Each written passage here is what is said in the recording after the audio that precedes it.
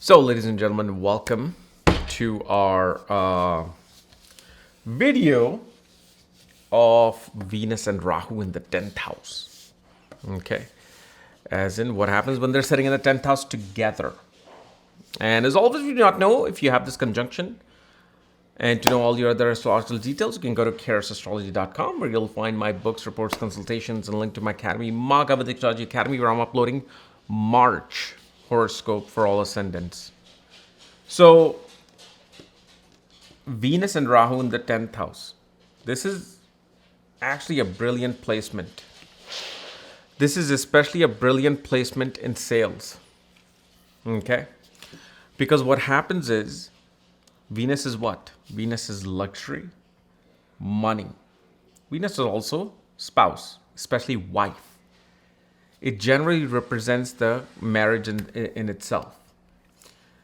Now, when it's combined with Rahu in the 10th house, you're looking at a natural politician, a natural diplomat who can sell you on anything. Okay? Because here, Venus in the 10th house is extremely motivated to attain the money and wealth. Like, for example, somebody with this particular combination, okay, is always wanting to find that opportunity to extend Venus. Because Venus is in the mode of extension. And I'm not talking about small extension. I'm talking about vast extension. And especially the vast part becomes more clear when Venus is either behind the degrees of Rahu or when Venus is retrograde. Because when Venus is retrograde, it'll go behind one house from the 10th house and Rahu is still moving back. So in those placements, this works extremely well. If Rahu is behind Venus's degree, that too I'll discuss, because then what happens is marriage and spouse becomes very important for that expansion to actually give you results. I know the desire is there because Rahu's there with Venus. Okay. But in order to get it, the activation of Venus is then needed, which happens through marriage.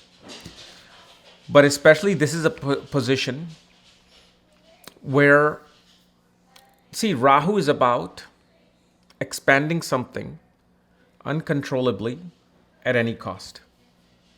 So what do we know about marketing business? What is marketing business? Even if something as basic as a movie trailer, okay? So when you see a movie trailer, if you see it especially on television, even if the movie is not doing well, they'll be the best movie out there. In the US, best movie in India, most desired movie in India, even though it's doing really bad at the box office. Because this combination doesn't care about the truth. It just cares about wanting to show you what needs to be seen. And this is where such people can do extremely well in public life.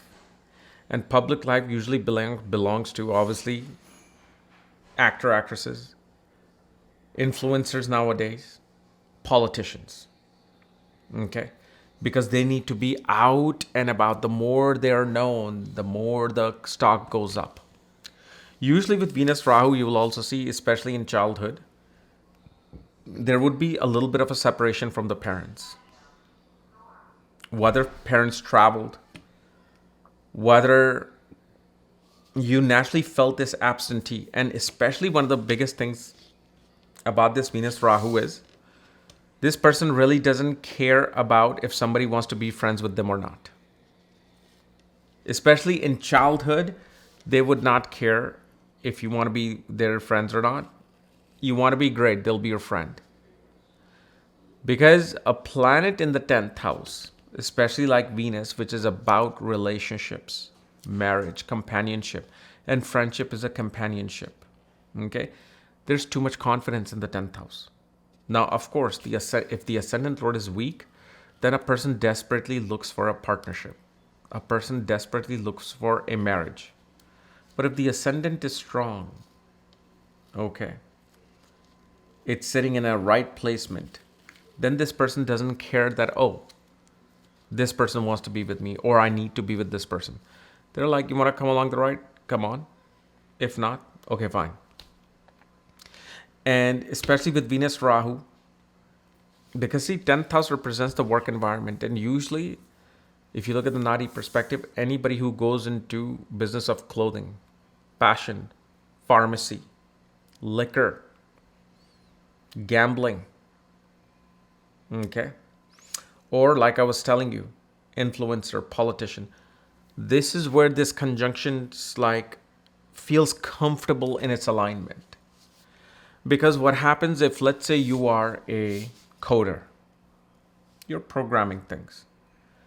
The thing is, internally, there's this urge to be that person you're working for. Okay. And you cannot express yourself the way you need to. Because if you feel this app should be blowing up, it should be doing this and that, yet your position in the company does not allow you to make that particular statement or put any forth of input in accelerating that process, you feel downgraded in life. And the only time this particular conjunction really expand is when a person tries to do business. But then, of course, for that you have to have combinations of business, which do not come from Venus and Rahu. Those combinations come from Saturn and Mercury. Because here, remember, Rahu is free. Okay? And when Venus is with Rahu, Rahu is going to infuse its quality in Venus.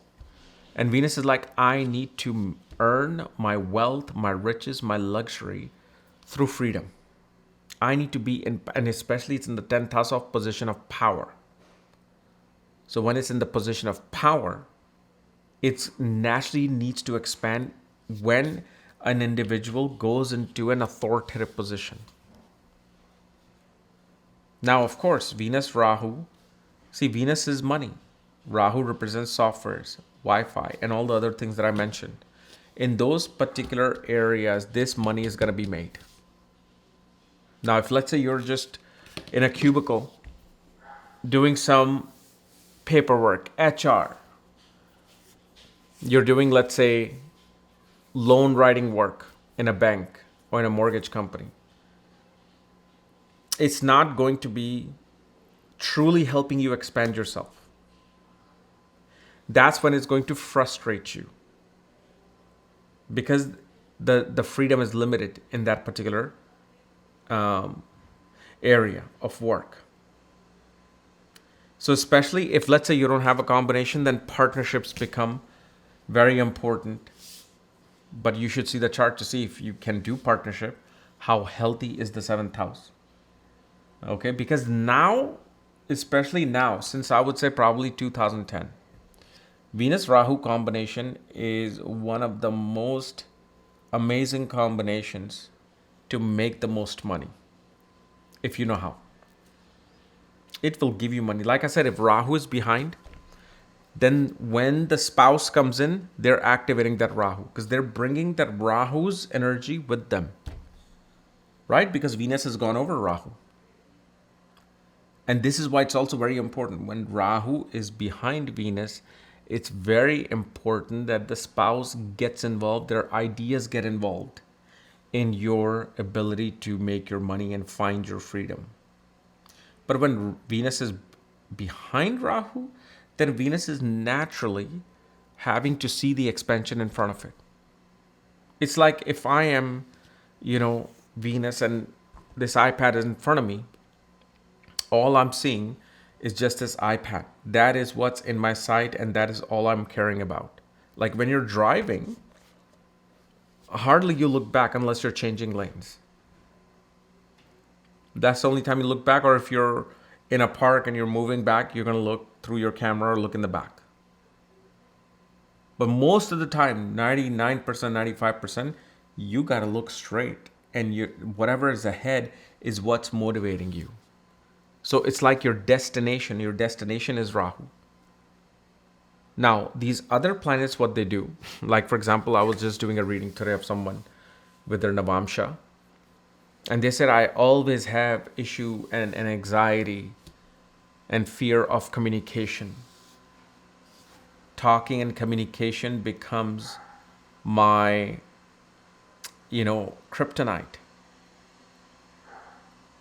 So if communication planet is not great, you have this particular combination, then what is happening? The 10th house is going to require you to speak, to talk.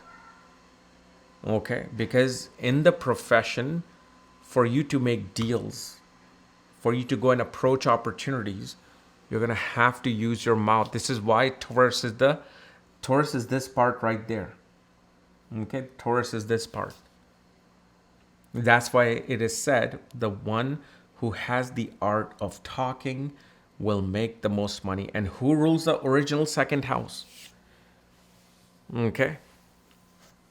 In the natural zodiac, Venus rules the second house. So Venus is in the 10th house. And it's like, I have to talk. Just like I'm doing with you. I have to talk to get my message across, to get my deal across, to get my negotiations across. So this combination is there, which is like part of the key. And on the other hand, the other planets are saying our key also has to be used. And most importantly here will become Mercury. Because Mercury is one of the significator of the 10th house. Even if Saturn is damaged, see, Saturn is service. Saturn is job.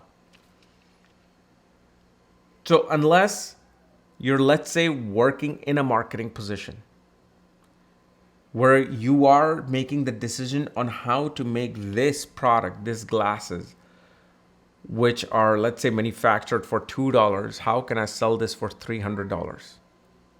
This is where that karma begins to work. Because Venus is, along with everything that it represents the ability to negotiate and ability to show something in a shining light. It's the shining light. This is why Venus represents silk. Silk is connected with Venus. Like if you want to activate Venus, you wear silk. Silk is shiny, shinier than any piece of cloth out there. There are fake shiny cloths which are not silk, but we're talking about the original thing that Venus represents. So Venus wants to put glitter around its work. And only when the glitter is there, that's why they call it glitz and glamour. The glitz and glamour has to be there for this Venus to completely express itself to make that money. Even if you're, let's say, a manufacturing company. I do a lot of, especially in India, I do a lot of readings for people who have factories. Industrialist, which usually is seen through Saturn and Mars and 8th house or sign of Scorpio. But the thing is, when Venus and Rahu are together, especially in the 10th, even if you don't need to advertise yourself as a manufacturer, no manufacturer does, unless they're in the business of retail.